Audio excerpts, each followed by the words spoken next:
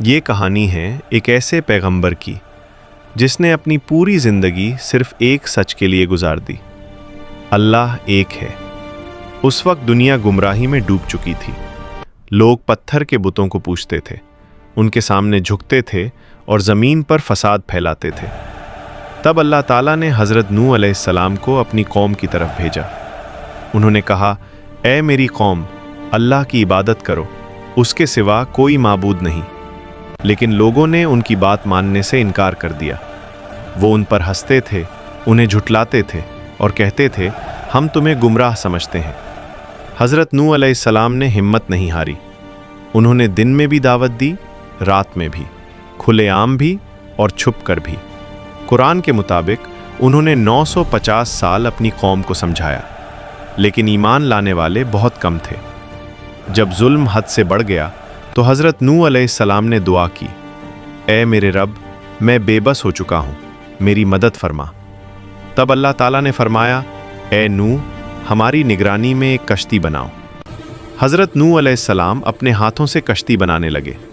لوگ گزرتے اور ان پر ہنستے، کہتے، پہلے نبی تھے، اب بڑے ہی بن گئے ہو۔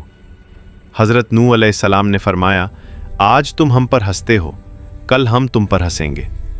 پھر وہ دن آیا جب آسمان سے موسلا دھار بارش ہونے لگی اور زمین سے پانی ابلنے لگا، ہر طرف پانی ہی پانی۔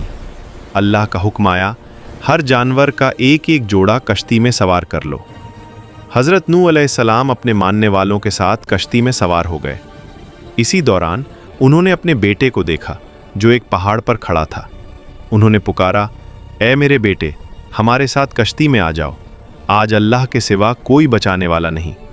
بیٹے نے کہا، میں کسی پہاڑ پر چڑھ جاؤں گا، وہ مجھے بچا لے گا۔ حضرت نوح علیہ السلام نے فرمایا، آج کوئی نہیں بچ سکتا سوائے اس کے جس پر اللہ رحم کرے۔ اور پھر ایک بڑی موج آئی اور سب کچھ ختم ہو گیا۔ پانی نے پوری زمین کو ڈھانپ لیا، ظالم لوگ ہلاک ہو گئے۔ حضرت نوح علیہ السلام کی کشتی اللہ کے حکم سے محفوظ رہی۔ پھر اللہ نے حکم دیا، اے زمین، اپنا پانی نگل جا، اور اے آسمان، رک جا۔ پانی اتر گیا اور کشتی جدی پہاڑ پر ٹھہر گئی۔ حضرت نوح علیہ السلام کشتی سے باہر آئے اور اللہ کے حضور سجدہ کیا۔ انہوں نے کہا، تمام تعریفیں اللہ کے لیے ہیں جس نے ہمیں بچا لیا۔